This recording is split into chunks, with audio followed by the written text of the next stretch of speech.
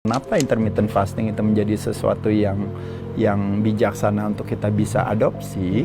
Karena ketika kita memutuskan untuk misalnya memilih tidak makan pagi atau tidak makan malam, maka pada saat itu membayangkan persentase 30% kita tidak makan, tidak makannya berubah menjadi 70%, Prof. Nah, pada saat itu dari 24 jam mendadak 70%-nya kita tidak makan. Itu jauh lebih sehat. Iya, karena jendela makan kita mendadak jadi sempit. Makanya kenapa intermittent fasting adalah salah satu strategi yang paling mudah, paling murah, paling gampang, paling alami yang bisa kita lakukan. Karena kita nggak nyuruh dia untuk nggak boleh makan ini, nggak boleh makan itu. Anak-anak termasuk? Anak-anak termasuk juga. Bukankah karena mereka pada usia pertumbuhan justru mereka perlu gizi, perlu otaknya agar lebih aktif di sekolah sehingga tidak kelaparan begitu? Ya justru balik lagi nanti kalau kita buat investigasi otak kita itu makannya dari keton bukan dari karbo.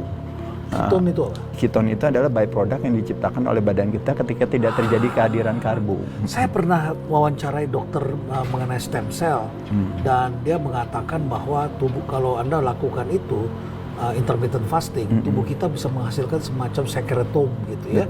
Betul. Dan itu bagus untuk permajaan sel kita. Betul Ya begitu? Iya dong. Iya. Itu yang Anda bilang ketone. Ya keton itu byproductnya, tapi kalau itu yang dimaksud adalah autofagi. Jadi badan akan membuat satu yang namanya recycle sendiri, daur ulang.